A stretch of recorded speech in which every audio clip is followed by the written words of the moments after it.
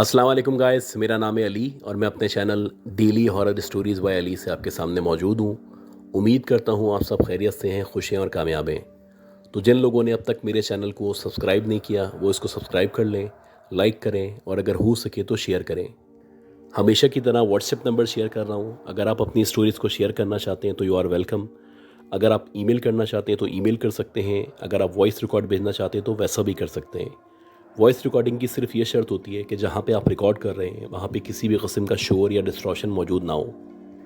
अगर किसी भी किस्म का शोर नहीं होगा, डिस्ट्रॉशन नहीं होगी तो डायरेक्टली प्ले करने में कोई कबाहत नहीं है। तो गैस, टाइम को ज़ाया किए बगैर अब हम चलते हैं अपनी पहली स्टोरी की तरफ। और ये स्टोरी जो है ये हमें काशान ने भेजी है। और काशान साहब बताते हैं कि इनका बेसिकली जो ताल्लुक़ है वो कराची से है। अब ये बताते हैं कि जब इनके फोर फादर्स वगैरह ने माइग्रेट किया था, हिजरत की थी, इंडिया से पाकिस्तान आए थे, तो इनके जो ग्रैंडफादर थे, ग्रैंडफादर को जो एक जॉब मिली वो एक सरकारी जॉब थी। बेसिकली वो एक डॉक्टर थे और ना सिर्फ डॉक्टर थे बल्कि उस दौर में भी डॉक्टर्स वगैरह के जो स्पेशल कोर्सेज़ होते हैं वो इन्होंने किए हुए थे। अब गवर्नमेंट की रिक्वायरमेंट ये थी कि इनको जगह जगह पोस्ट किया जाता था, जगह जगह भेजा जाता था और जहाँ भी गवर्नमेंट इनको भेजा करती थी वहाँ पे इनको रिहाइश फराम की जाती थी। नॉर्मली इनकी जो पोस्टिंग होती थी वो दूर वीराने में, गांव में, शहर से बहुत दूर हुआ करती थी, क्योंकि बेसिकली गवर्नमेंट का मकसद यही था कि दूर दराज इलाकों में या ऐसे इलाकों में जहाँ पे बहुत कम आबादी है या वीराना है या ऐसे दूर दराज इलाके जहाँ पे लोगों को बेसिक फैसिलिटीज़ नहीं मिला करती, वहाँ पे इनको भेजा जाए ताकि वहाँ जाके लोगों को सर्व कर सकें, उनके काम आ सकें, उनका इलाज कर सकें। तो इसी तरह एक दफ़ा इनको पोस्ट किया गया और जो इनकी पोस्टिंग थी वो बेसिकली एक किसी शहर से तकरीबन 50-60 किलोमीटर अंदर जाके कोई गांव आता था। उस गांव से भी थोड़ा सा आगे जाके इनकी पोस्टिंग की गई थी। खैर, ये जो घर इनको मिला था जहाँ पे इनको रिहाइश इख्तियार करनी थी, उसको देख के ये अंदाज़ा होता था कि ये बहुत पुराना घर है और हो सकता है कि गए वक्तों में अंग्रेज़ जो है इसको इस्तेमाल किया करते हों। खैर, जब ये उस घर में गए, वहाँ पे इन लोगों ने सेटल किया अपने आप को, तो शुरू से ही इनके दादा दादी को या इनके ग्रैंडफादर और इनकी ग्रैंड मदर को मुख्तलिफ जो है प्रेजेंस शो होना शुरू हुई, इस तरह की चीज़ें नज़र आने लगीं या इस तरह के वाक़यात होना शुरू हुए जिन वाक़यात की वजह से ये लोग डरना शुरू हो गए। जैसे कि इनकी ग्रैंड मदर बताती हैं कि एक दफ़ा ऐसा हुआ कि रात के तकरीबन 9 साढ़े 9 बजे का टाइम था। और 9 साढ़े 9 बजे का मतलब है तकरीबन आधी रात, क्योंकि पुराना दौर था और जहाँ पे ये लोग रह रहे थे वहाँ पे इतनी आबादी भी नहीं थी, इतने ज़्यादा लोग नहीं थे। खैर, 9 साढ़े 9 बजे के टाइम इन लोगों को ऐसा महसूस होना शुरू हुआ जैसे कि बहुत सारे बच्चे हैं जो इनके गेट पे चढ़े हुए हैं या गेट के ऊपर से लटके हुए इनको देख रहे हैं। जैसे आमतौर पे बच्चे शरारत करते हैं कि पड़ोस के बच्चे आ जाते हैं, आपके गेट पे चढ़े आते हैं और आपके घर में झांकना शुरू करते हैं। तकरीबन वैसा ही मंज़र था, लेकिन मंज़र इस तरह से चेंज था कुछ कि बज़ाहिर ऐसा लग रहा था कि बहुत सारे यानी 8-10 बच्चे हैं जो लाइन से गेट पे चढ़े हुए हैं और सारे के सारे जितने ये बच्चे हैं वो गंजे हैं और अंदर घर में झाँक रहे हैं और झाँक के इनको देख के मुस्कुरा रहे हैं या शरारतें कर रहे हैं। अब इनकी जो ग्रैंड मदर थी, पहले तो ये समझी कि शायद मोहल्ले के कोई बच्चे होंगे, लेकिन जब इन्होंने गौर किया तो इनको याद आया कि मोहल्ले में 1-2 घर मौजूद हैं या थोड़ा आगे जाके एक गाँव है और इतनी रात में गाँव के बच्चे यहाँ पे नहीं आ सकते। लिहाजा उनको अंदाज़ा हो गया ये यकीनन जन्नात या उनके बच्चे हैं, ये किसी इंसान के बच्चे नहीं हैं। इसी तरह इनके ग्रैंडफादर बताते हैं कि एक दफ़ा रात में तकरीबन 1:30 या 2 बजे इनकी आँख खुली। इनको ज़रूरत महसूस हुई कि ये वॉशरूम जाएँ, क्योंकि नॉर्मली ऐसा हुआ करता था कि जो पुराने घर होते थे उन घरों में जो वॉशरूम थे वो घर के बाहर बनाए जाते थे।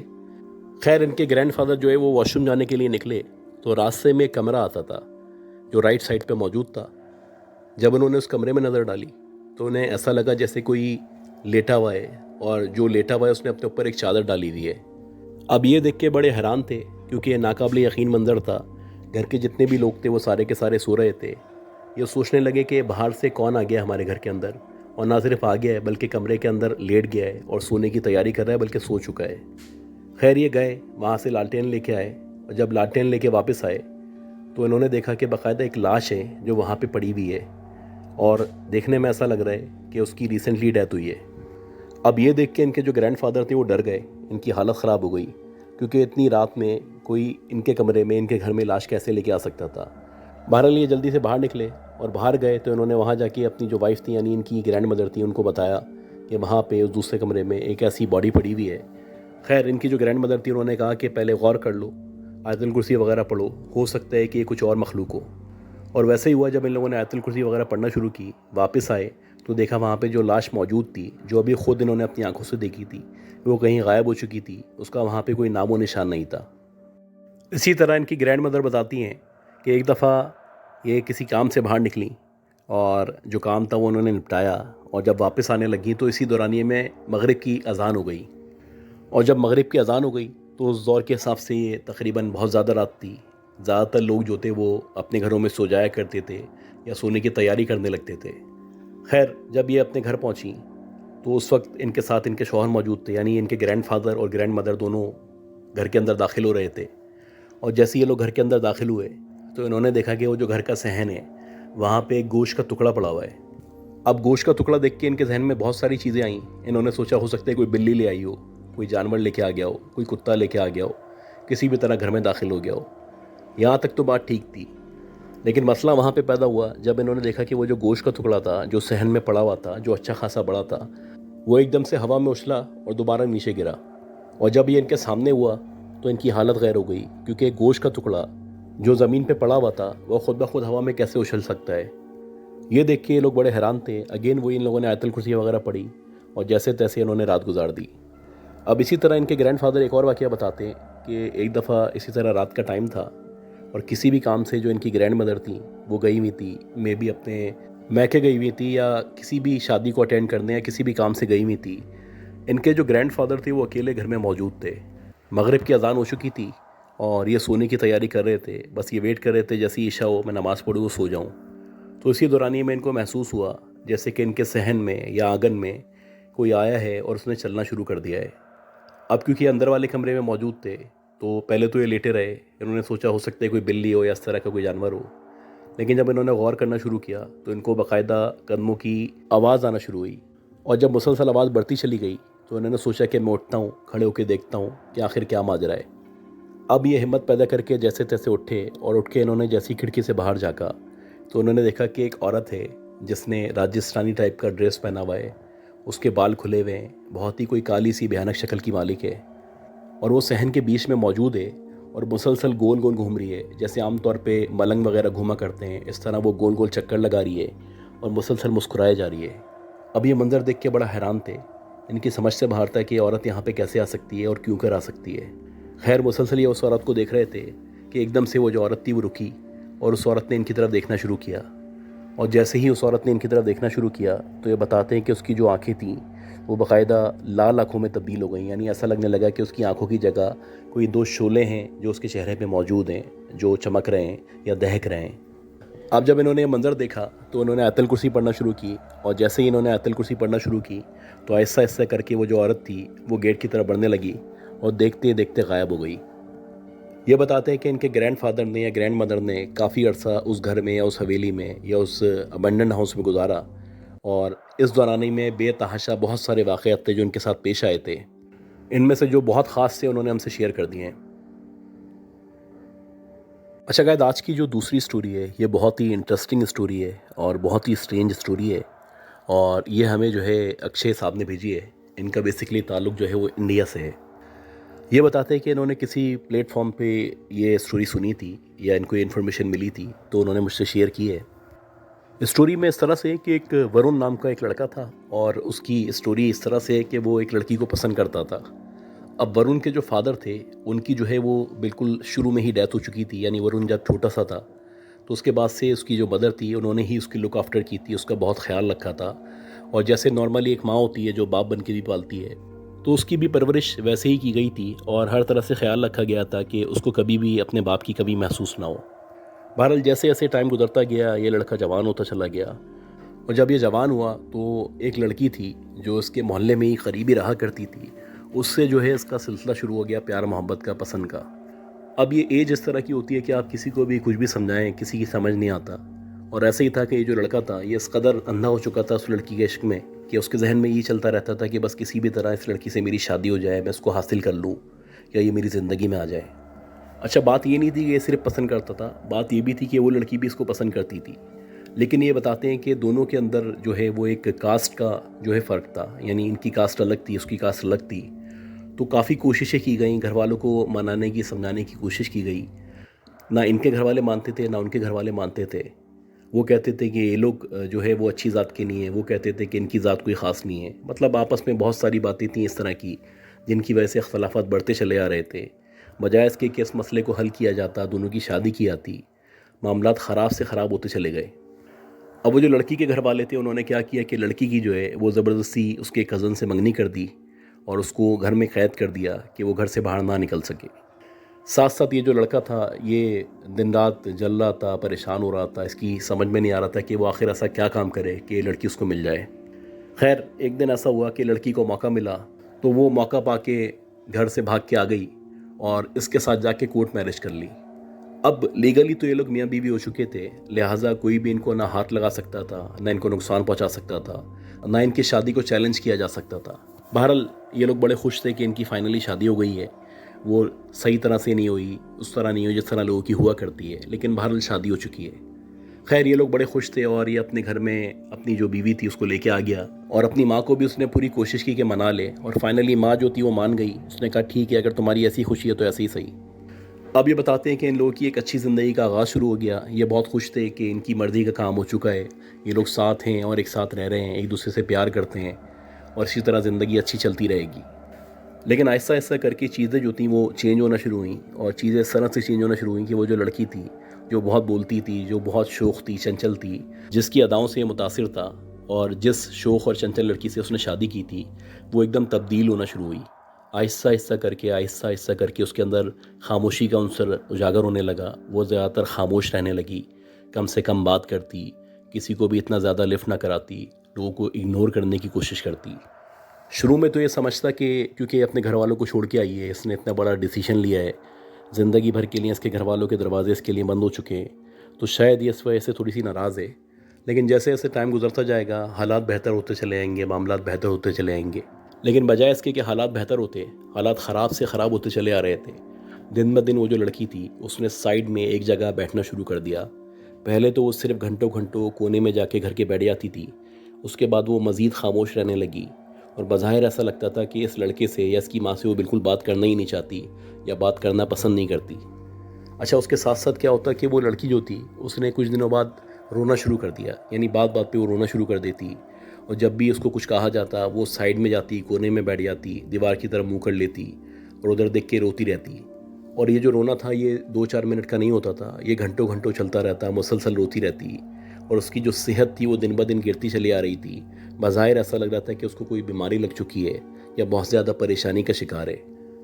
अब ये उस लड़की को काफ़ी समझाने की कोशिश करता और कहता कि भाई, कोई ऐसी बात नहीं है, मैं तुम्हारे पेरेंट्स के पास तुम्हें लेके चलता हूँ, उनसे बात करते हैं, उनको समझाने की कोशिश करते हैं और वो भी मान जाएंगे। जाहिर सी बात है, वो भी तुम्हारे पेरेंट्स हैं।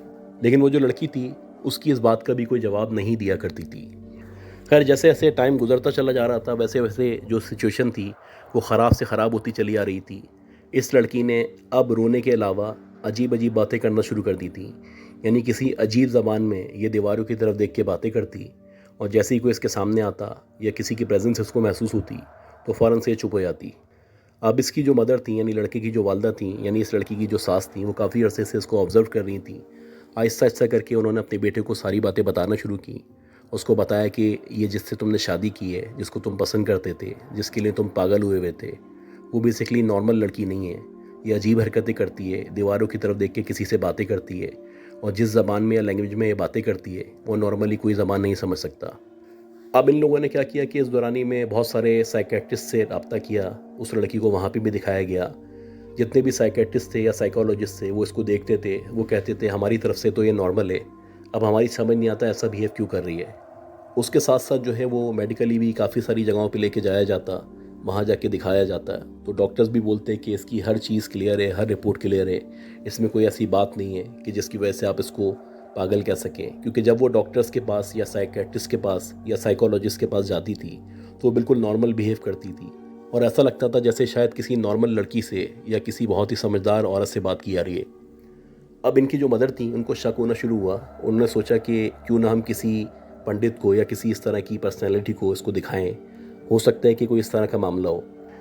अब एक पंडित जो थे, उनसे रब्ता किया गया। वो बहुत मशहूर पंडित थे और उनका जो है चर्चा काफ़ी शहरों में, काफ़ी जगहों पे मशहूर था। ये बताते हैं कि जब उस पंडित से मुलाकात का टाइम आया तो ये जो लड़की थी वो चीखने लगी, चिल्लाने लगी। वो किसी भी तरह कोशिश कर रही थी कि वो पंडित के पास ना जा सके। खैर इन्होंने जैसे तैसे करके उसके हाथ बांध के पंडित के पास ले आना बेहतर समझा और इस लड़की को फाइनली उस पंडित के पास लेके पहुंच गए। अब जब ये उस पंडित के पास पहुंचे तो वो जो पंडित था उसने पहले इसको ऑब्ज़र्व किया, चेक किया और उसके बाद वो कहने लगा कि भाई बात यह है कि ये जो औरत है या ये जो लड़की है इसके ऊपर मल्टीपल किस्म के जन्नात या चीज़ें मौजूद हैं। मैं पूरी कोशिश करूँगा कि अगर मैं इसका तोड़ निकाल सकूँ। मैं आपको कुछ पाउडर दे रहा हूँ और कुछ हनुमान चालीसा या कुछ पढ़ने के लिए दे रहा हूँ, ये आपने पढ़ना है और ये जो पाउडर मैं आपको दे रहा हूँ ये आपको हर कुछ देर बाद इसकी संदूर में या इसकी मांग में भरना है। अब जैसा उस पंडित ने कहा था वैसा इन लोगों ने करना शुरू किया और आहिस्ता आहिस्ता करके बज़ाहिर ऐसा लगने लगा जैसे लड़की नॉर्मल होती चली आ रही है, हालात ठीक होते चले आ रहे हैं, उसकी तबीयत में बेहतरी आना शुरू हो गई है।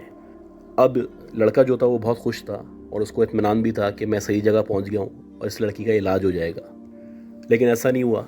4-5 दिन ही गुजरे थे कि 4-5 दिन बाद उस लड़की को दोबारा से दौरा पड़ा और उसने इस दफ़ा क्या किया कि छत पे से नीचे कूदने की कोशिश की और जब वो छत पे से नीचे कूद रही थी तो लड़का और उसकी मदर जो थे वो उसको बचाने की कोशिश कर रहे थे और ऐसा लग रहा था कि उसके अंदर बहुत ज़्यादा ताकत आ चुकी है। ये 2 लोग थे, वो अकेली पतली दुबली सी लड़की थी, लेकिन ये फिर भी उसको ना काबू कर पा रहे थे ना उसको पकड़ पा रहे थे।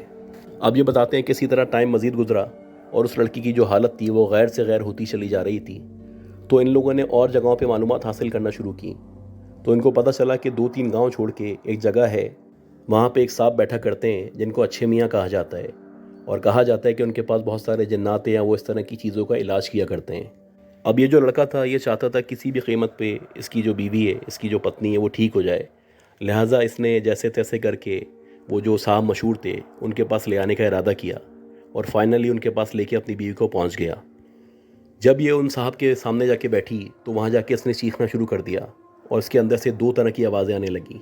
एक किसी बड़ी उम्र के मर्द की आवाज़ थी और एक बाकायदा किसी बच्ची की सी आवाज़ थी और ये दोनों जो आवाज़ें आ रही थीं ये किसी भी तरह उसकी अपनी आवाज़ें नहीं थीं। खैर वो जो साहब थे उन्होंने अपना जो भी इल्म वगैरह था उसको इस्तेमाल किया, इस्तिखारा वगैरह किया और उसके बाद उन्होंने बताया कि ये जो औरत है इसके ऊपर 2 चीज़ों का साया है, एक बुरी जिन का और एक बुरी जिन्नी का। और इन दोनों को जो भेजा गया है वो बेसिकली वो जो लड़का था जिससे पहले इसकी मंगनी हुई थी उसके घर वालों ने भेजा है।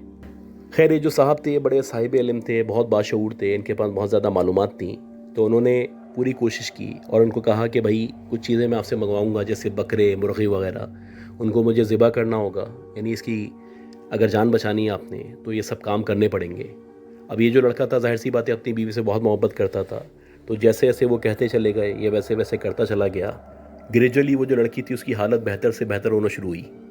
अब ये जो साहब थे ये कहने लगे कि एक काम हमें और करना है, उसके बाद ये जो लड़की है बिल्कुल नॉर्मल हो जाएगी और ये जो काम हमें करना है ये काम हमें किसी को नहीं बताना है और ये चांद की 14 तारीख को करना है।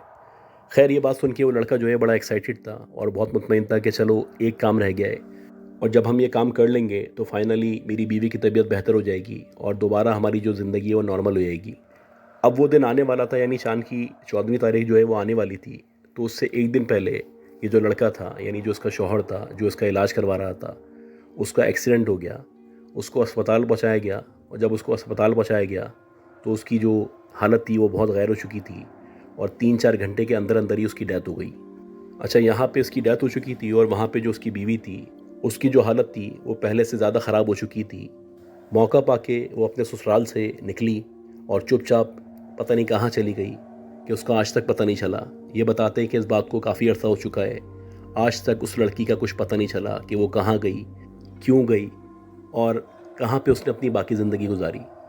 ये बताते हैं कि आज तक ये जो मिस्ट्री है ये अनसॉल्व्ड मिस्ट्री है और इसके बारे में बहुत सारी बातें की आती हैं। कुछ लोग कहते हैं कि वो उसने ख़ुदकुशी कर ली, कुछ लोग कहते हैं कि वो इस दुनिया को छोड़ के वो जो जन्नात थे उनके साथ चली गई, कुछ लोग और बातें करते हैं। इस तरह की बहुत सारी बातें हैं जो गाँव में अभी भी की आती हैं। तो गाइस उम्मीद करता हूँ आपको ये जो स्टोरीज़ हैं पसंद आई होंगी। अगर आपको ये स्टोरीज़ पसंद आई हैं तो प्लीज़ मेरे चैनल को लाइक करें, सब्सक्राइब करें, शेयर करें। दुआ करें कि अल्लाह हम सबको सेहत दे, ज़िंदगी दे, सलामती दे। अपना ख्याल रखिएगा। अल्लाह हाफ़िज़।